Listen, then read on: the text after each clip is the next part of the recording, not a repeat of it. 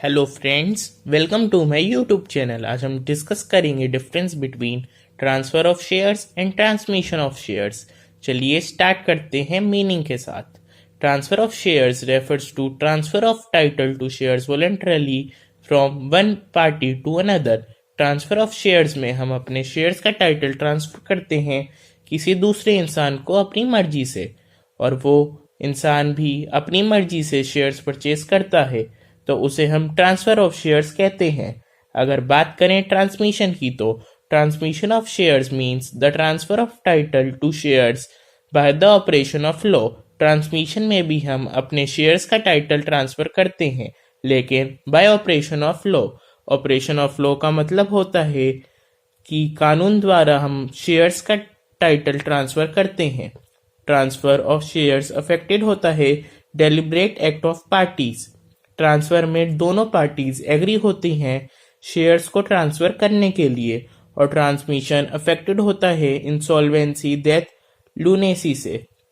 Transmission तब होता है जब कोई भी पर्सन इंसॉल्वेंट हो जाता है। इंसॉल्वेंट का मतलब होता है कंगाल होना और बैंकरप्ट होना, या पर्सन की डेथ हो जाती है, या लूनेसी हो जाती है। इन सारे केसेस में शेयर्स का ट्रांसमिशन होता है। नेक्स्ट आता है नेचर।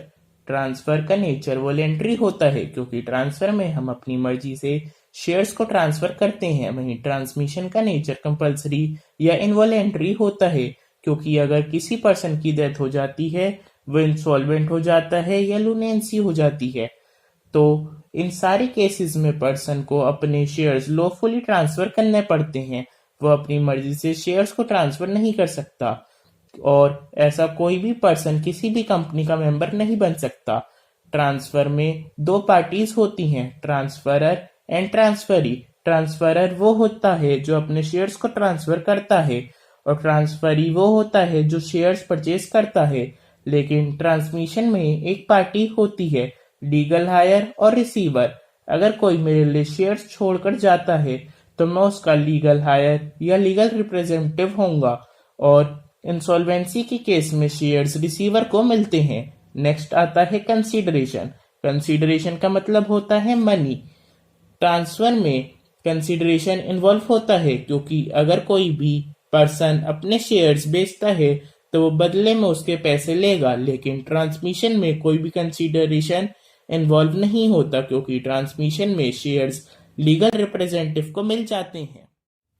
नेक्स्ट आता है स्टैम्प ड्यूटी। जब भी हम कोई प्रॉपर्टी सेल करते हैं, तो हमें गवर्नमेंट को स्टैम्प ड्यूटी या टैक्स देना पड़ता है।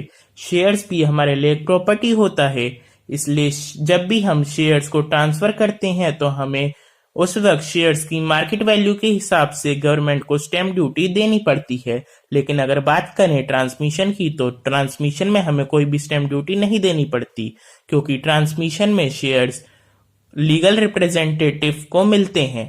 इसलिए ट्रांसमिशन में हमें गवर्नमेंट को कोई भी स्टैम्प ड्यूटी नहीं देनी पड़ती। नेक्स्ट बेसिस आता है लाइबिलिटी। अगर हम बात करें ट्रांसफर की, तो the liability of transferor ends after the shares are transferred.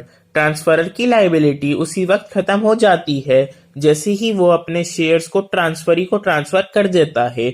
अगर इसे हम एग्जाम्पल से समझे, तो मान लो ट्रांसफरर ने 10 रुपए का एक शेयर कंपनी से खरीदा था, और उसने अभी 7 रुपए दिए हैं, और उसने अपने शेयर्स को ट्रांसफर कर दिया, तो बाकी बचे हुए 3 रुपए ट्रांसफर ही देगा, क्योंकि ट्रांसफरर की लाइबिलिटी उसी वक्त खत्म हो जाती है जैसे ही वो अपने शेयर्स को ट्रांसफर कर देता है। अगर बात करें ट्रांसमिशन की, तो original liability of the members continues in case of transmission of shares. Transmission में ओरिजिनल लाइबिलिटी मेंबर्स की ही रहती है, क्योंकि ट्रांसमिशन में शेयर्स लीगल रिप्रेजेंटेटिव या रिसीवर को मिलते हैं। नेक्स्ट बेसिस आता है execution of valid transfer deed. Transfer deed का मतलब होता है कि ऐसा डॉक्यूमेंट जिसमें हम लिखते हैं कि हमने पर्टिकुलर चीज सामने वाले को ट्रांसफर की है। शेयर्स के ट्रांसफर में हम कंसीडरेशन लेते हैं, तो उसमें हम ट्रांसफर डीड बनाते हैं कि हमने अपने शेयर्स किसी और को बेच दिए हैं। लेकिन ट्रांसमिशन में हम ट्रांसफर डीड नहीं बनाते, क्योंकि ट्रांसमिशन में हम कोई भी कंसीडरेशन नहीं लेते।